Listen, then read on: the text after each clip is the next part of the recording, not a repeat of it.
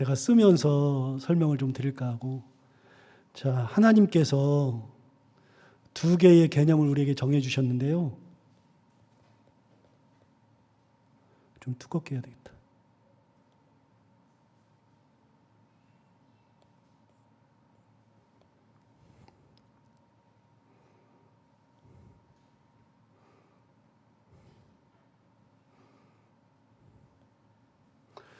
하나님께서 두 개의 개념을 우리에게 주셨는데요.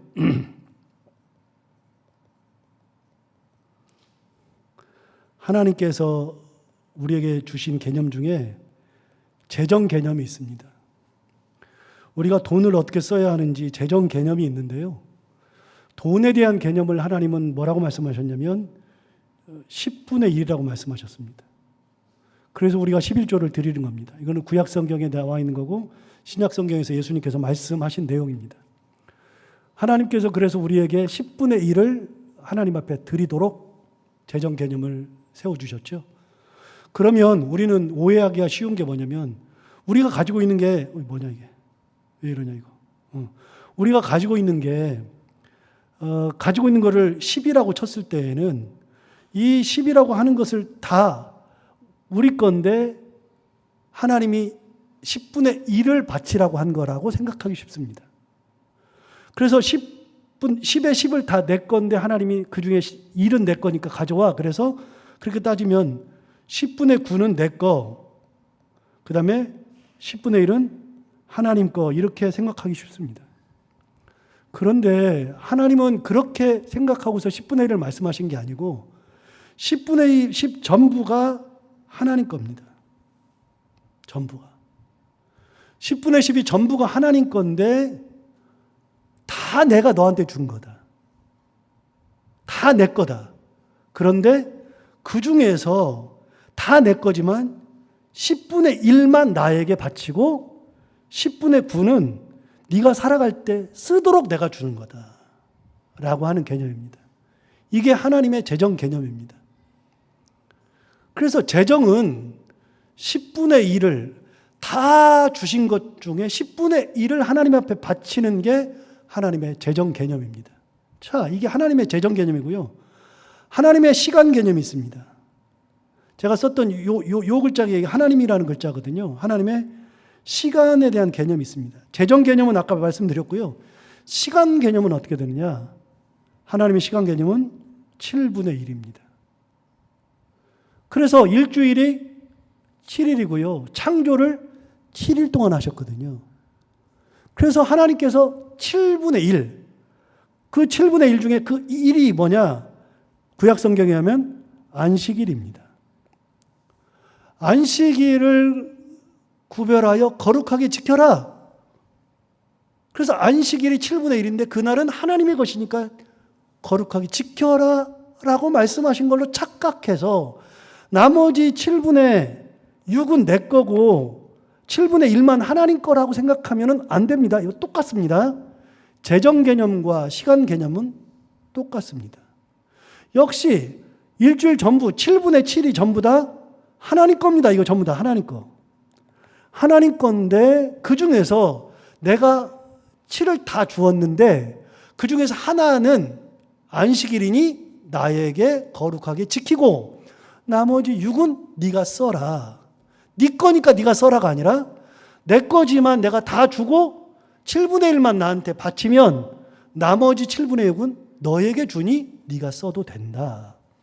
자, 개념이 분명해지죠. 재정 개념과 시간 개념을 보면 10분의 10 전부 다 하나님 건데 10분의 1만 바치면 나머지는 네가 쓰도록 내가 허락해 주겠다 이 말이고요. 시간도 7분의 1을 나에게 바치면 나머지 7분의 6은 내 거지만 너에게 주겠다 하신 거죠. 그래서 하나님의 시간은요 7이 개념입니다. 7이. 재정은요 10이 기본이고요. 시간은 7이 기준입니다. 창조를 며칠 동안 하셨어요? 여기서 나오는 개념이 첫 번째, 오늘 우리가 같이 나눌 말씀인데 첫 번째가 안식일 개념입니다. 하나님께서 천지를 창조하실 때 6일간 창조하셨어요. 그래서 우리는 창조를 며칠 했냐 그러면 며칠 했다 그래요. 6일 했다 그러는데 제가 새벽 기도할 때 몇 번 말씀드린 적이 있어요. 창조는 현대 신학에서는요. 창조는 6이 아니라 7일 했다 그래. 7일. 나머지 7일째 하나님이 쉬신 것까지가 창조다. 옛날에는 쉰 거는 그냥 쉰 거고 창조가 끝나서 너무 힘들어서 쉰 거라고 우리가 생각하는데 하나님이 힘든 게 어디 있어요? 하나님이 말씀으로 창조를 했는데 그게 뭐 얼마나 힘들어요? 하나님은 힘이 안 들어요. 그거 자체가 전혀 힘과 상관이 없어요. 그런데 7분의 6을 창조하시고 나머지 7분의 1을 안식하셨다. 그래서 안식까지가 창조입니다. 현대신학은 안식이 창조입니다. 그래서 7분의 7이 다 되어야 창조가 되는 겁니다.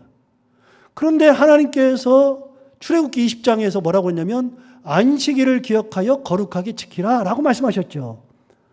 그 안식일 날 마지막 날은 쉬는 날이니까 그게 창조의 완성이니까 그걸로 쉬어라 이렇게 말씀하신 겁니다. 그래서 우리가 안식을 안 하면 하나님의 창조 섭리를 무너뜨리는 겁니다. 잘못된 겁니다. 안식을 해야만 되는 겁니다. 여러분 보세요. 안식이라는 것이 얼마나 중요하냐면요. 안식일을 하나님 말씀하실 때 뭐라 그랬냐면 어디서 말씀하셨냐면 안식일은 십계명에서 말씀하신 겁니다. 안식일을 기억하여 거룩하게 지키라는 그런 계명은 4계명입니다. 네 번째 계명입니다. 그래서 안식일을 기억하고 예배하는 날 하나님이 만들어 주신 거죠. 그래서 안식일은 너무나도 중요합니다. 그 7의 개념이 어디서도 돌아갑니까? 만나 사건에서도 돌아갑니다. 만나 사건에서도 동일하게 돌아가거든요. 여러분 한번 찾아볼까요? 출애굽기 16장 한번 찾아볼까요? 제가 띄우는 걸 준비를 안 했기 때문에 여러분이 좀 찾아서 보셔야만 됩니다. 출애굽기 16장을 보시면 만나에 대한 이야기를 하거든요. 그런데 출애굽기 16장 16절부터 보겠습니다.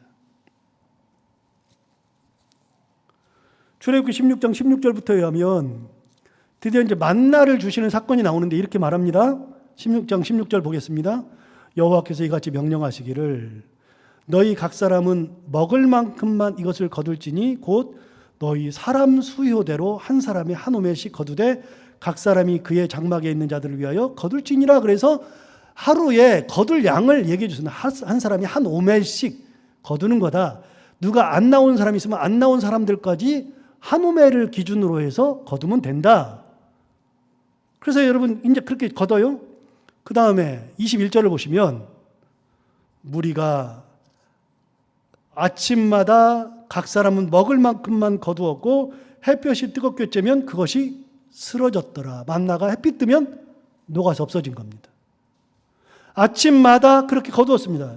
22절 여섯째 날에는 각 사람이 갑절의 식물 곧 하나에 2오멜씩 거둔지라. 자, 아까 16절에서 뭐라 그러냐면 한 사람의 한 오멜이라 그랬거든요. 그런데 21절에 보면 여섯째 날이 되었을 때에는 각 사람이 갑절의 식물인 곧 하나에 2오멜씩 거둔지라. 그래서 그날은 여섯째 날은 이틀분의 식량을 준비했습니다. 우리 다 아는 얘기입니다.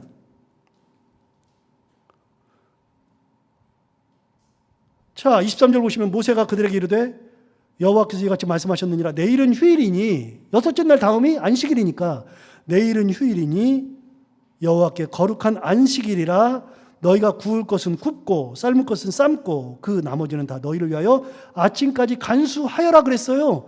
그런데 여러분 그들이 24절 모세의 명령대로 아침까지 간수하였으나 냄새도 나지 아니하고 벌레도 생기지 아니했어요. 그러면서 25절에 모세가 이르되 오늘은 그것을 먹으라. 오늘은 여호와의 안식일인즉 오늘은 너희가 들에서 그것을 얻지 못하리라. 여러분 안식일 날은 예수님 하나님께서 만나를 주실 때에도 안식일을 생각하고 만나를 주셨습니다. 하나님의 시간 개념은 7로 돌아갑니다. 7로. 7에 맞춰져 있습니다. 7에 맞춰져 있는데 6일 동안은 일하고 7일째 쉬는 개념입니다. 그래서 우리가 달력이 주일이 앞에 있고 월요일부터 이렇게 쭉 돼 있잖아요. 이 달력이 원래 잘못된 달력입니다. 월요일이 맨 앞에 있고 주일이 맨 뒤에 있어야 됩니다. 그게 창조 섭리에 맞습니다. 그런데 우리는 오랫동안 주일부터 하는 달력을 썼기 때문에 주일날 쉬고 그 다음부터 일하는 거라고 생기는데 성경은 그렇게 말한 적이 없습니다. 성경은 월요일부터 일하고 6일 일한 다음에 7일 쉬면서 창조를 완성하는 겁니다. 이게 기본적으로 하나님 주신 시간 개념에서 만나의 개념도 들어있습니다. 26절 볼까요? 엿새 동안은 너희가 그것을 거두되 일곱째 날은 안식일인즉 그날에는 없으리라 하였으나 일곱째 날에 백성 중 어떤 사람들이 거두러 나갔다가 얻지 못하였다라고 되어 있습니다. 여러분, 그러니까 안식일에는 하나님께서 먹을 것도 주지 않았습니다. 왜요? 하나님의 창조 섭리에 일곱째 날은 쉬는 날이기 때문에. 자, 그럼 여기서 중요한 게 하나 있어요. 오늘 지금 여기서 봤지만 중요한 게 하나 있습니다. 6일 동안 일하고서 6일째 되면 이틀분을 주시죠. 그럼 우리는 생각할 때 그럼 안식일은 뭐 먹고 살아? 매일매일 만나를 거둬서 그날 먹고 그날 없어지는데 6일째는 어떻게 살아? 라고 생각하는데 하나님은 걱정하지 마. 6일 때에는 7일째까지 거두되 그 다음날 되어도 썩지 않고 냄새도 안 나고 곰팡이도 안 쓸고 동물도 안 쓰고 7일째 먹을 수 있도록 해줄게. 사람의 염려는 하루에 한 끼씩만, 한 번씩만 먹었으니까 그 다음날은 당연히 그렇게 먹고 매일매일 그래야 될 것 같지만 하나님은 안식일을 딱 두고 그렇게 나눠서 하신 겁니다. 여러분, 그거를 몇 년 했습니까? 광야에서 40년 했어요. 그 패턴을 하나님 버리신 적이 한 번도 없습니다. 하나님은 안식일의 패턴을 버린 적이 없습니다. 그래서 여러분, 안식은 분명합니다. 안식일은 하나님의 날입니다. 물론 나머지 날도 하나님의 날이죠. 그러나 그날은 쉬는 겁니다. 그걸 40년 동안 했습니다. 그래서 여러분, 이스라엘 사람들이 2000년 동안 나라가 없었잖아요. 2000년 동안 나라가 없었을 때에 학자들이 연구를 하고 나서 그들이 유대인의 정체성을 가진 게 뭘까 연구를 했습니다. 두 가지입니다. 하나는 제가 설교하면서 가끔 얘기했었던 엄마가 자녀들을 가르칠 때 어렸을 때부터 엄마가 아이들에게 말을 가르치는데 히브리어를 가르쳤습니다. 그들이 디아스포라가 되어서 세계 곳곳으로 다 흩어졌잖아요. 미국으로도 가고 러시아로도 가고 불가리아로도 가고 아프리카로도 가고 아르헨티나로도 가고 세계 곳곳으로 다 흩어졌는데 그들이 그곳에 가서 2000년 살았으니 민족이 다 섞여가지고 아르헨티나 사람들은 아르헨티나 말만 할 것 같은데 2000년이 지났는데 놀랍게도 1948년에 시오니즘 해가지고 예루살렘에 그 사람들이 모였는데 모인 사람들이 전부가 다 히브리어 했다는 거 아닙니까? 대단한 겁니다. 정말로 대단한 겁니다. 그거는 상상을 불허할 정도로 대단한 겁니다. 제가 외국 생활을 보니까 알잖아요. 외국 생활 해가지고 1세대 지나가고 2세대 지나가면 혀가 꼬부라져요, 벌써. 2세대 지나고 3세대면은 한국말을 못하는 사람들이 너무나도 많습니다. 그런데 그 사람들은 우리는 20년, 30년 지나면 우리 자녀들이 말을 못하는데요. 그 사람들은 그게 아닙니다. 끝까지 말을 시켰습니다. 그게 유태인의 정체성을 가져온 겁니다. 두 번째, 학자들이 이구동성으로 해서 딱 잡아낸 게 뭐냐? 유태인들이 유태인 된 거는 안식일 때문이다. 무슨 말입니까? 유태인들은 세계 어느 곳에 있어도 안식일이 되면 자기가 무슨 직업을 가질 때 안식일날 쉬지 않으면 직업을 갖지 않았습니다. 그리고 세상에서 무슨 일을 하다가도 안식일 되면 꼭 회당으로 다 모였습니다. 이거를 2000년 내내 했습니다. 2000년 내내 안식일에 모여서 하나님 말씀 듣고 하나님께 예배하고 그걸 2000년 동안 했더니 이스라엘의 정신, 유대인의 정신이 없어지지 않았습니다. 여러분, 안식일이 위대한 겁니다. 하나님의 안식일을 기억하여 거룩하게 지키라. 굉장히 위대한 겁니다. 그래서 이 안식일의 개념은 하나님이 7이라고 하는 개념으로 에서 7분의 1 마지막 날을 쉬게 하는 겁니다. 자, 두 번째.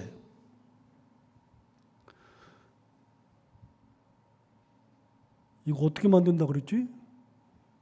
됐네. 자, 두 번째. 하나님의 시간 개념에서 첫 번째는 안식일이고요. 두 번째, 하나님의 시간 계획에서는 안식년이 있습니다. 제가 지금 안식년을 하고 있잖아요. 안식년은 원래 1년간 하는 겁니다. 1년간.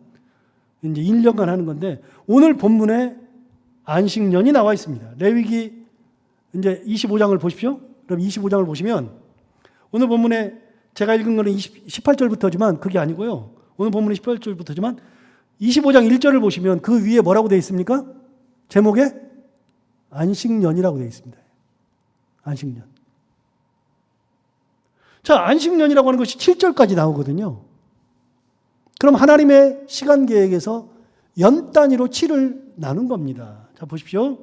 2절 보시면 이스라엘 자손에게 말하여 이르라 너희는 내가 너희에게 주는 땅에 들어간 후에 그 땅으로 여호와 앞에 안식하게 하라. 그래서 땅을 쉬게 만드는 겁니다.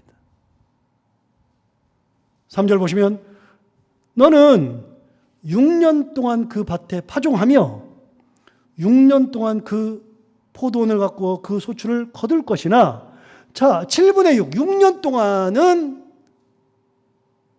그렇게 열심히 하지만 4절 보시면 7째 해에는 7년째에는 그 땅이 쉬어 안식하게 할지니 여호와에게 대한 안식이라. 너는 그 밭에 파종하거나 포도원을 가꾸지 말며 내가 거둔 후에 자라는 것을 거두지 말고 가꾸지 아니한 포도나무가 맺은 열매를 거두지 말라. 이는 땅의 안식년임이니라. 여러분, 안식년이라고 하는 것은 뭘 얘기하냐면 원래는 땅의 안식입니다. 땅의 안식. 자, 땅의 안식이니까 농사 짓는 사람들이 땅을 쉬게 하면 농사 짓는 사람도 쉬어야죠. 그러니까 땅의 안식에서 뭐가 옵니까? 사람의 안식도 오는 겁니다. 사람의 쉼도. 1년은 쉬게 했습니다. 6년 동안 열심히 한 다음에 마지막 7년은 무조건 쉬는 겁니다. 그럼 7년째는 어떻게 하느냐? 7년째는 쉬면서 그때는 여기 그 4절 하반절에 나오죠? 4절 하반절에 너는 그 밭에 파종하거나 포도원을 가꾸지 말아라. 파종하지 말래요. 포도원에 포도나무가 있는데 여러분 포도나무에 안식년이라 그래서 포도나무에 열매가 맺어요, 안 맺어요? 포도나무가 딱 알죠? 아, 올해가 안식년이네? 그러니 열매를 맺지 말아야지. 그러고서 포도나무가 그래요? 아니죠. 포도나무에 열매가 맺힐 거 아니겠어요? 그런데 포도나무가 열매가 맺어도 5절 보시면 네가 거둔 후에 6년째에 소출을 거둔 후에는 자라난 것을 거두지 말아라. 가꾸지 아니한 포도나무가 맺은 열매를 거두지 말아라. 거기 난 포도나무의 열매도 거두지 말라고 얘기했습니다. 쉬도록 했습니다. 그래서 7년에 한 번씩 7년에 마지막 1년 7년 중에서 1년을 쉬게 한 겁니다. 땅을 쉬게 하니까 사람도 같이 쉬는 그런 안식을 주신 겁니다. 자, 날수로 보면 7분의 1이고 연수로 보면 7년 중에 1이니까 7분의 1입니다. 하나님의 시간은요 7을 계산해서 돌아갑니다. 7을 주기로. 그렇게 하죠. 자, 이렇게 7년씩 지나가게 됩니다. 이제는 세 번째, 하나님의 시간 계획에서 독특한 개념이 하나 나옵니다. 독특한 개념. 자, 안식일은 우리가 다 알아요. 7분의 1입니다. 안식년도 다 알아요. 7년 중에 1년입니다. 그런데 하나님께서 독특한, 이거는 7분의 1의 개념이 아니라 아예 다른 개념입니다. 희년이라고 합니다. 희년은 50년의 1년, 50년 중에서 1년을 의미하는 겁니다. 50년 중에서 1년. 자, 이걸 어떻게 계산할까요? 여러분, 8절부터 보시면 8절 위에 제목이 뭐라고 되어 있어요? 희년이라고 되어 있습니다. 그럼 희년이 뭘까요? 희년은, 자, 8절 보시면, 너는 7 안식년을 계수할지니 이는 7년이 7번인즉 안식년 7번 동안 곧 49년이라. 자, 보세요. 안식년이 7년 중에 1년이잖아요. 자, 7년 지나면 안식년이 한 번 오죠. 그런데 안식년이 7년 중에 한 번 오니까 7년. 마지막 7년째가 안식년이죠. 그거를 몇 번 지나느냐? 7번을 지나갑니다. 그러면 7번 사이에 안식년이 7번 오죠. 7년 중에 마지막 7년, 7년 중에 마지막 7년 해서 49년째도 안식년입니다. 그래서 49년이 안식년이죠. 그러면 여러분 이 중에 희년이 몇 년입니까? 희년이. 안식년이. 안식년은 이 49년 중에 안식년은 7년째. 그렇죠? 두 번째는 14년째. 세 번째는 21년째. 네 번째 28년째. 그 다음에 35년째, 42년째, 마지막 49년째가 안식년입니다. 7번입니다. 7, 14, 21, 28, 35, 42, 49. 안식년이 7번인데 마지막 해가 안식년이니까 49년째가 안식년입니다. 그럼 여러분 또 49년 이후에 계속 돌아가면 되잖아요. 그런데 하나님은 49년이 지난 다음에 50년을 마지막 1년 더 49년 다음에 50년째 되었을 때 이거를 희년이라고 선포하십니다. 이게 독특한 개념입니다. 자, 다시 읽어볼게요. 8절을 보시면 제가 설명한 거대로 나옵니다. 너는 7 안식년을 계수할지니 이는 7년이 7번인즉 안식년 7번 동안 곧 49년이라. 9절 7째 달 열흘 날은 속죄일이니 너는 뭐 이렇게 하고서 10절 넘어가요. 10절에 가보시면 너는 50년째 해를 거룩하게 하여 그 땅에 있는 모든 주민을 위하여 자유를 공포하라. 이 해는 너희에게 희년이니 너희는 각각 자기의 소유지로 돌아가며 각각 자기의 가족으로 돌아갈지며 그 50년째는 너희의 희년이니 너희는 파종하지 말며 스스로 난 것을 거두지 말며 가꾸지 아니한 포도를 거두지 말라. 어디서 봤는데 이거? 파종하지 말라는 얘기 있었는데? 소출을 거두지 말라는 거 있었는데? 어디 나와요? 아까 안식년에 나왔잖아요. 안식년에 나왔죠. 여러분 보세요. 4절 하반절 아까 봤던 거. 너는 안식년 7번째 해에 그 밭에 파종하거나 포도원을 가꾸지 말고 네가 거둔 후에 자라나는 것들을 거두지 말고 가꾸지 아니한 포도나무가 맺은 열매를 거두지 말라. 이는 그 땅에 안식년임이라. 안식년 때 이미 파종하지 말라 그랬습니다. 거두지 말라 그랬습니다. 그런데 여러분 11절에 가서 보시면 그 50년째는 너희의 희년이니 너희는 파종하지 말며 스스로 난 것을 거두지 말며 가꾸지 아니한 포도주를 거두지 말라 라고 얘기했습니다. 그러면 여러분 재밌는 게 하나 있습니다. 자, 안식년의 끝이 49년입니다. 49년이 안식년이죠. 그렇죠? 그런데 하나님께서 50년 되는 해를 뭐라고 했습니까? 희년이라고 그랬습니다. 그런데 안식년에 뭘 하지 말라 그랬냐? 파종하지 말아라. 소출을 거두지 말아라 말씀하셨는데 희년도 똑같이 얘기했습니다. 그러면 안식년은 7년마다 한 번 오는 거니까 6년 지나고 7년째 쉬었다가 그 다음부터는 또 해가지고 정상적으로 돌아가는데 7번에서 49년 되었을 때도 파종하지 말고 거두지 말라 그러신 하나님께서 희년이 되었을 때 50년째 해에도 똑같이 그렇게 하지 말라 그랬으면 몇 년을 쉬는 겁니까? 2년 쉬는 겁니다. 2년. 2년을 아예 아무것도 하지 말라는 겁니다. 이게 하나님의 개념입니다. 그럼 우리는 생각합니다. 도대체 뭘 먹고 살아야 하느냐? 자, 뭘 먹고 살아야 할까요? 오늘 본문으로 넘어가겠습니다. 20절에 보면 이렇게 얘기합니다. 20절에 만일 너희가 말하기를 우리가 만일 여섯째 해에 심지도 못하고 소출을 거두지도 못하면 우리가 무엇을 먹으리요 하겠으나, 이제 이건 희년 속에서 얘기하는 거예요. 희년 속에서. 그럼 7번째 왔을 때 49년째 우리가 그렇게 한 거예요. 그럼 우리가 뭘 먹을까? 너희가 스스로 말하는 거죠. 우리가 만약 7째 해에 심지도 못하고 소출을 거두지도 못하면 우리가 무엇을 먹으리요? 고민하겠죠. 하겠으나 21절, 내가 명령하여 6째 해에 내 복을 너희에게 주어 그 소출이 몇 년? 3년. 3년 동안 쓰기에 족하게 하리라. 여러분, 원래 안식년은 6째 해의 소출로 7째 해를 먹는 겁니다. 그리고 8째 해에도 또 먹어야 되는 겁니다. 그럼 2년 동안의 소출이 있으면 되는 거거든요, 원래가.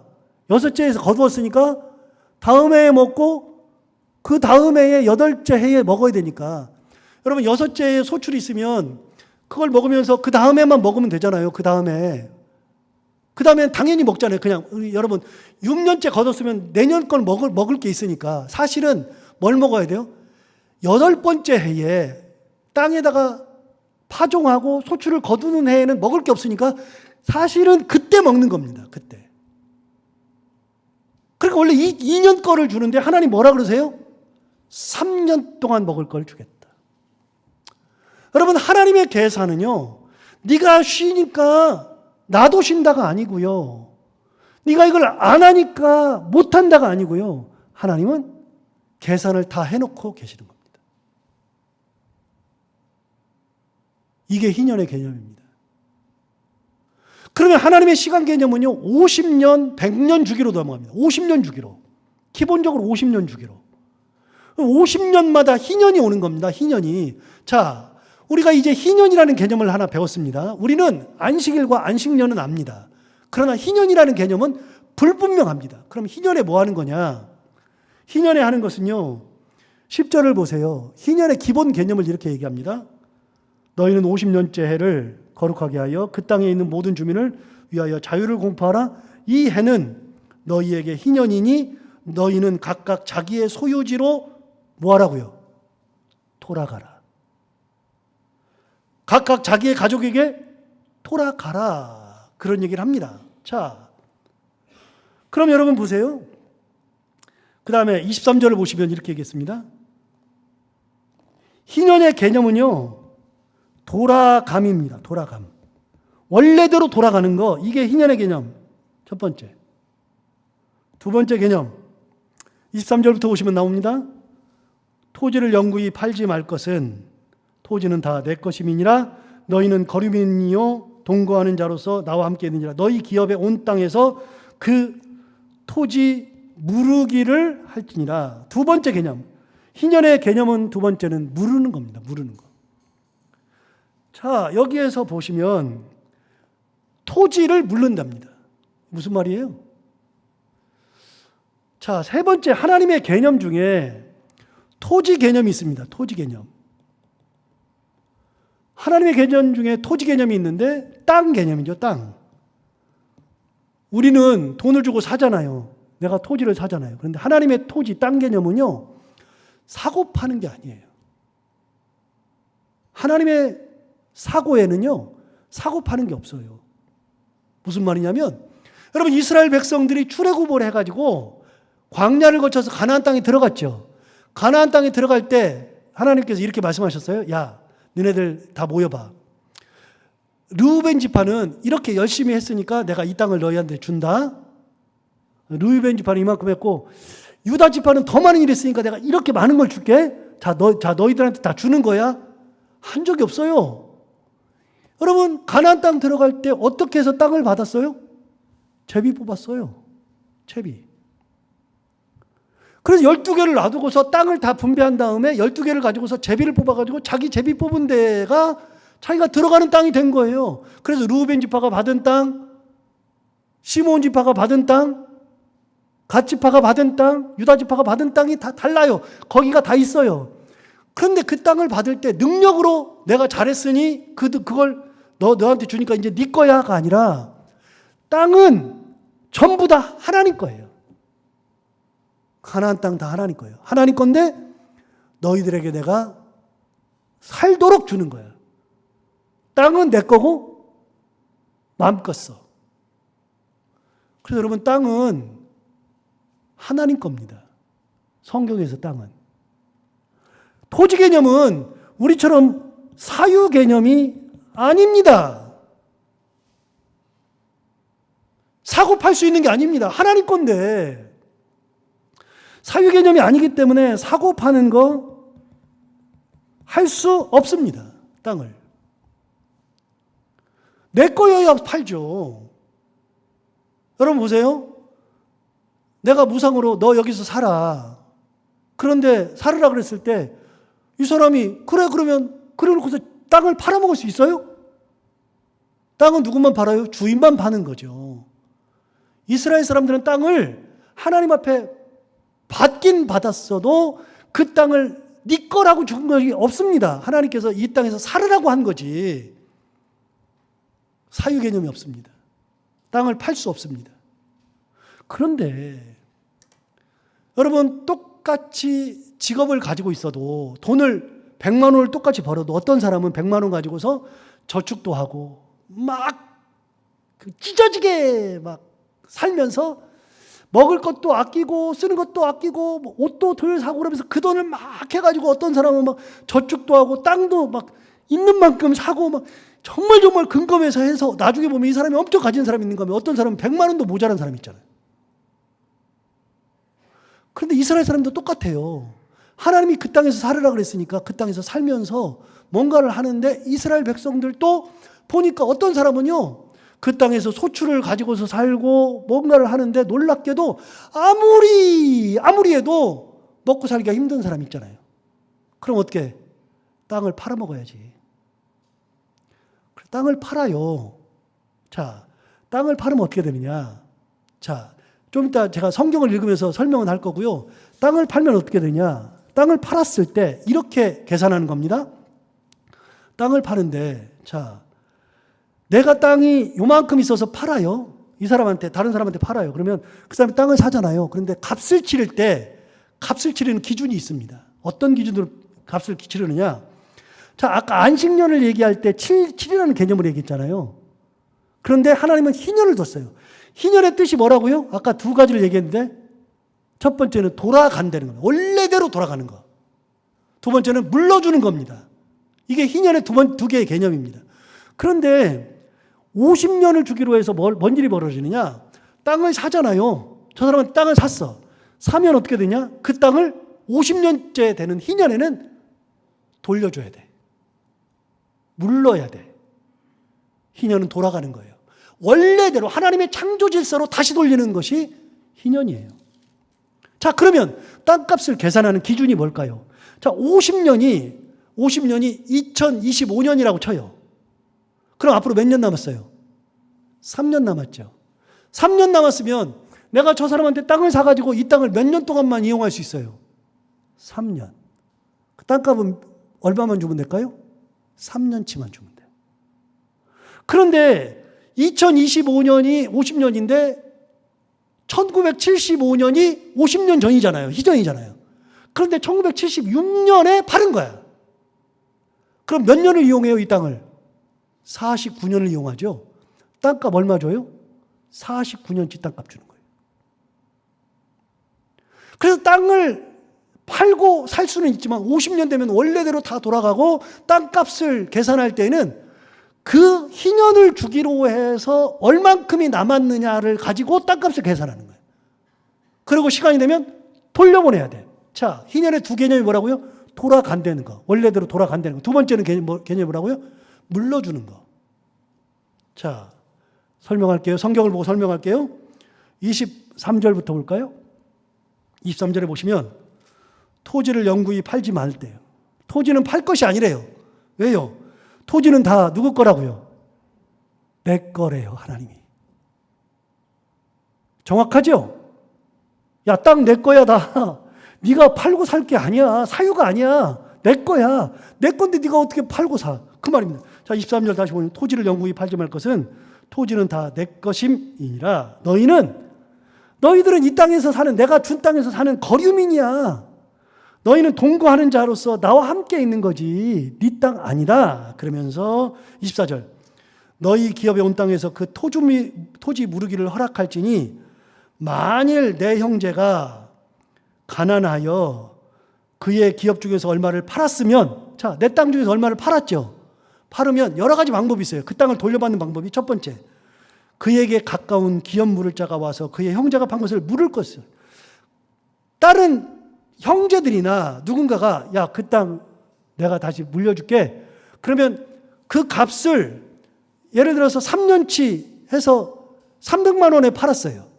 그런데 1년이 지났어. 1년이 지났는데 형제가 와가지고 야, 그 땅 찾아야지, 내가 찾아줄게 하는 형제가 나오면 1년이 지났으니까 얼마만 주면 돼? 200만 원만 주면 돼. 그런데 우리는 그러잖아요. 혹시 내 땅이야, 내가 왜 줘? 왜 돌려줘? 그 말을 못 한다는 겁니다. 왜? 하나님 거니까 내가 담보로 받은 거지 내 것이 아니니까요. 돌려달라 그러면 얼마든지 돌려줘야 돼. 희년과 상관이 없어요. 무조건 줘야 돼. 그런데 값을 계산해서 주면 돼요. 1년 썼으니까 100만 원 제하고 200만 원 주고 2년 지난 다음에 사면 100만 원만 주면 돌려받는 거예요. 이해되시죠? 이게 이스라엘 사람들의 토지 개념이에요. 어디랑 맞물려 있어요? 희년과 맞물려 있어요. 희년과. 두 번째, 26절 보시면 만일 그것을 물을 사람이 내게 없어. 팔았는데 내가 주변에 나를 도와줄 사람이 아무도 없는데 자기가 그 땅을 판 다음에 돈을 많이 가지고서 장사를 해서 이문을 많이 남겼어요. 그래서 자기가 부유하게 되어 물을 힘이 스스로 생기면 그 판 해를 계수하여, 이해되시죠? 그 판 해를 계수하여 그 남은 값을 산자에게 주고 자기의 소유지로 돌릴 것이니라. 여러분, 자기 스스로도 살 수 있어. 그런데 3년 지난 다음에 나 그 땅 돌려받아야 되겠는데, 그러면 산 사람이 야, 내 땅이야. 그럴 수 있다 없다? 없다. 내가 사겠다 그러면 무조건 다시 어떻게 한다? 다시 물려줘야 된다. 무조건 물려주는 거예요. 자, 세 번째 28절. 그러나 자기가 물을 힘이 없으면 그 판 것이 희년에 이르기까지 산자의 손에 있다가 희년에 이르러 돌아올지니 그것이 곧 그의 기업으로 돌아갈 것이니라. 이해되시죠? 세 가지 방법이 있습니다. 판 다음에 내 친척이나 나의 형제나 누군가가 대신 사주는 방법이 있고, 두 번째는 내가 스스로 부자가 되어서 사는 방법이 있고, 그것도 저것도 없고 아무것도 안 되면 아무리 가난하고 아무리 찢어져도 그때까지 버티면 50년째 딱 버티면 희년에 어떻게 한다고요? 돌려주는 겁니다. 자, 아까 개념을 나왔습니다. 희년에 두 가지 의미가 있다고 그랬죠. 첫 번째는 뭐라고요? 돌아가는 겁니다. 원래대로 돌아가는 것. 자, 희년의 개념은 하나님의 창조 질서대로 돌아가는 것이 희년입니다. 안식일과 안식년도 창조 질서기는 하지만 사고 파는 문제는 해결하지 못했거든요. 그런데 희년이 되었을 때는 사고 파는 문제, 모든 사회에서 일어나는 모든 것도 하나님의 창조 질서대로 돌려보내는 거, 이게 희년입니다. 두 번째, 물러주는 겁니다. 내 거 아니니까 다 물러주는 거예요. 다. 희년 두 가지를 기억하시면 돼요. 희년은 두 가지가 뭐라고요? 돌아간다. 두 번째는 물르는 거다. 자, 하나 더 가볼까요? 여러분, 어디 보시냐면 39절을 보세요. 39절을 보시면 여기에 이제 사람을 종이나 노예로 사고 팔 수 있느냐? 여러분, 사람도 사고 팔 수 있어요. 그러나 기본 개념이 있어요. 기본 개념은 아까 토지랑 똑같아요. 여러분, 사람은 사고 파는 것이 안 돼요. 종을 삼아도 그때까지만 하는 거지 안 돼요. 똑같아요. 설명을 하나 안 하나 이거랑 똑같아요. 토지랑. 그런데 자, 읽어볼까요? 39절 보세요. 너와 함께 있는 내 형제가 가난하게 되어 내게 몸이 팔리거든 너는 그를 종으로 부리지 말라. 종처럼 부리지 말아라. 그런 말입니다. 왜? 사람은 하나님 거니까. 우리는 하나님 거니까 종으로 부리면 안 된다. 일꾼으로 부릴 수는 있고 저 사람이 돈이 없으니까 내가 쓸 수는 있으나 종은 아니라. 40절 보시면 품꾼이나 동거인과 같이 함께 있게 하여 희년까지 너를 섬기게 하여라. 희년까지는 왜요? 내가 종으로 들어갔으니 돈을 받고 들어갔잖아요.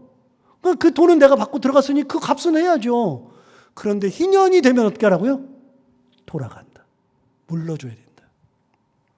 40절 보세요. 품꾼이나 동거인과 같이 함께 있게 하여 희년까지 너를 섬기게 하라. 그때에는 그와 그의 자녀가 함께 내게서 떠나 그의 가족과 그의 조상의 기업으로 돌아가게 하라. 42절 그들은 내가 애굽 땅에서 인도하여 낸 내 종이다. 애굽 땅에서 인도하여 낸 내 종이다. 그러니까 종으로 팔지 말아라. 자, 여기는 하나 더 있어요.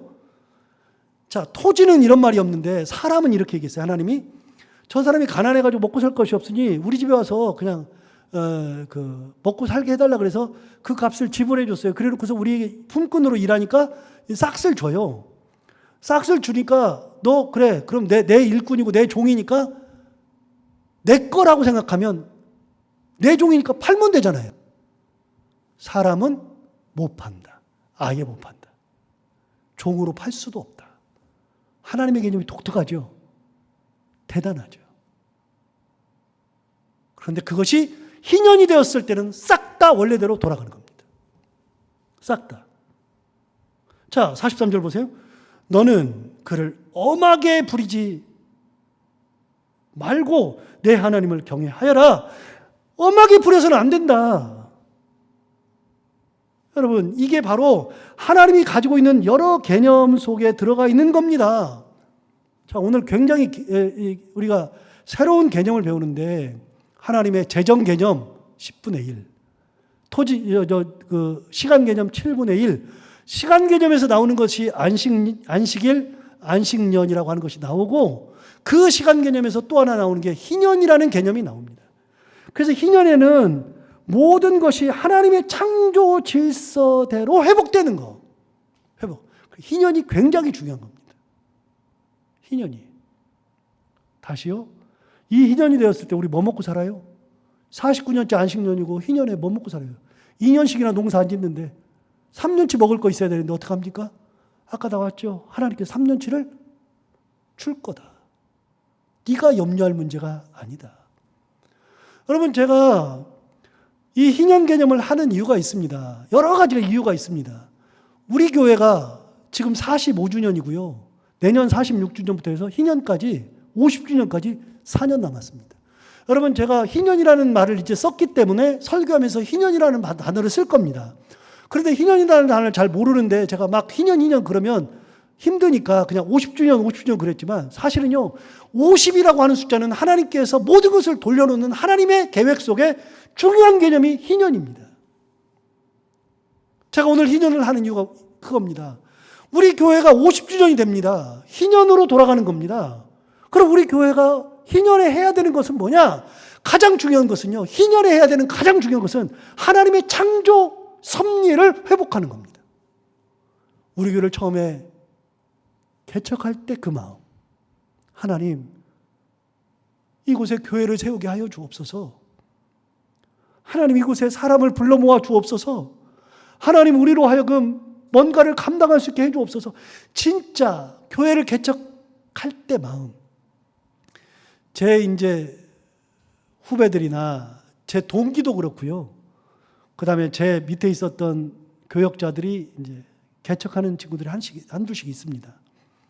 제 동기 중에 한 명이 개척해서 우리 교회에서 돕고 있어요. 여러분 주보에 나와 있는 제 동기 교회를, 구리에 있는 교회를 돕고 있습니다.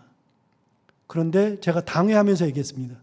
동기니까 도와야 되겠다. 그러나 제가 생각할 때는 이 친구는 개척할 수 있는 친구가 아니다. 그 친구는 개척할 수 있는 은사도 없고 열정도 없고 능력도 없고 되는 것이 하나도 없습니다. 지금도 똑같습니다. 동기니까 그래도 도와야 되겠다. 그래서 당회하면서 그렇게 얘기하고서 매달 10만 원씩 돕고 있습니다. 그러나 그분은 개척할 수 있는 능력이 없습니다. 그리고 그럴 열정도 없습니다. 그런데 그 친구를 비롯해서 많은 친구들이 개척하는 것을 보는데 기도 정말 열심히 합니다. 하나님 꼭 개척 잘하게 해 주십시오. 어떤 친구는 2년, 3년 준비하면서 기도한 친구도 있고요. 개척하면서 막 하나님을 바라보면서 어떻게 하면 재정을 후원을 받을까? 어떻게 하면 성도들을 오게 할까? 다른 거를 생각하는 것이 없어요. 여러분, 그게 원래대로 돌아가는 겁니다. 우리 교회가 개척을 처음 시작했을 때, 이 교회가 섰을 때, 그때 저는 없었지만 최종남 목사님이 처음에 개척할 때 이곳에 뻘밭이 있다 그랬는데, 비 오면 장화 신고 교회를 와야 된다 그랬는데, 지금은 이렇게 좋은 건물로 서 있고 성도들이 이렇게 있어가지고서 별로 불편함도 없고 그러는데, 우리 교회가 희년에 가야 하는 가장 중요한 것은 돌아가야 합니다. 원래 그 당시의 영성을 가지고 돌아가야 합니다. 그게 광야의 영성이면 광야의 영성으로, 사막의 영성이면 사막의 영성으로, 못 먹고 굶주렸던 영성이면 굶주렸던 영성으로 돌아가는 거, 이게 희년입니다. 하나님의 창조 질서로 돌아가는 거. 그러니까 쉽게 그냥 50주년 되니까 이렇게 합시다, 이거는 그냥 설명이 안 되니까 그냥 그렇게 한 거고요. 이제 중직자들이 거의 앉아 계시는 이곳에서 이제부터 희년, 2년 그러면 여러분들은 설교를 들으면서 희년 하면 딱 떠올라야 되는 게 원래의 창조 질서로 돌아가는 거다. 돌아가는 거다. 물러주는 거다. 하나님의 뜻대로 바꾸는 거다. 여러분, 우리 교회가 이제 45살입니다. 그러면 하나님을 바라보고 45년 동안 여기까지 왔어요. 정말로 훌륭하다고 생각합니다. 1대 목사님, 2대 목사님 다 정말로 고생하셨습니다. 3대 목사님 제가 와가지고 저도 6년 동안 그냥 목회 잘해야지 하고 생각하고 있다가 안식년이 되면서 기도하면서, 안식년을 준비하면서 기도하면서 계속 생각했던 게, 우리 교회가 하나님의 뜻대로 살 수 있는 것이 뭐냐 고민하고 기도하면서 여러 가지를 생각하고 기도하고 하면서 결국은 우리 교회가 50주년 되면 희년이 되는 거 아니냐. 그럼 그때 하나님 앞에 뭘 드릴 거냐? 하나님 앞에 우리가 어떻게 서 있을 거냐? 제가 희년을 계속 생각하고 살았습니다. 희년을. 그래서 희년에 대해서 설교를 해줘야지. 희년을 알려드려야지. 중요한 게 있습니다. 우리가 하나님의 뜻대로 돌아가면, 하나님을 바라보고 가면 49년째, 50년째 아무 소출이 없었을 때에도 하나님께서 3년간 먹을 양식을 주겠다 하셨습니다. 왜 걱정합니까? 왜 염려합니까? 그럴 이유가 없겠다. 그럴 이유가 없겠다. 하나님을 바라보고 있을 때는 염려할 필요가 없겠다. 그래서 저는 진짜 거짓말이 아니라요, 저는 성경을 믿고 하나님을 굳게 믿으니까 하나도 걱정이 안 됩니다. 안 되면 말죠, 뭐. 제가 얘기했잖아요. 뭐 선교지를 정할 때도 제가 정한 거는 오늘 설교한데 비키 전도사, 그거를 이제 좀 이따 이제 보겠습니다만, 비키 전도사 있었던 데를 하고 싶어요. 그러나 그건 제 마음이고요. 여러분들이 이제 선교위원회를 구성해서 제가 몇 번 갈 겁니다. 두세 번을 이제 모시고 갈 텐데, 여기저기를 보여드리고 성도들이 목사님 여기보단 여기가 좋아요 그러면 성도들이 정하면 저는 성도들 정하는 대로 따라갈 겁니다. 제 고집대로 안 할 겁니다. 그게 순리라고 생각하니까, 하나님의 뜻이라고 생각하니까. 여러분도 기도하고 저도 기도하는데, 그래서 우리가 50주년을 맞이하는 우리가 이제 하나님의 뜻대로 원래 창조 질서대로 돌아가서 개척했던 심정으로 다시 돌아가서 모든 것을 다 무르고 새로 시작하는 그 마음으로 하나님 앞에 서서 하나님 바라보면, 제 믿음, 그리고 여러분의 믿음, 하나님께서 이 교회를 책임지십니다. 이 교회는 유창훈 목사가 책임지지 않습니다. 제가 뭐라고 이 교회를 책임집니까? 이 교회는 하나님의 교회입니다. 하나님이 주인입니다. 하나님이 하시는 겁니다.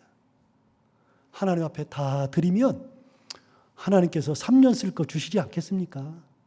제가 그래서 다니면서 첫 번째 설교하면서 그랬잖아요. 내가 돌아다니면서 기도했습니다. 이제 그 기도문 적어놓은 거 다 저쪽에 뺐지만 기도했습니다.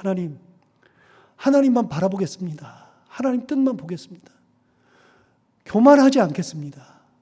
하나님 주시면 주시는 거 가지고 하겠습니다. 많이 주시면 많이 하겠습니다.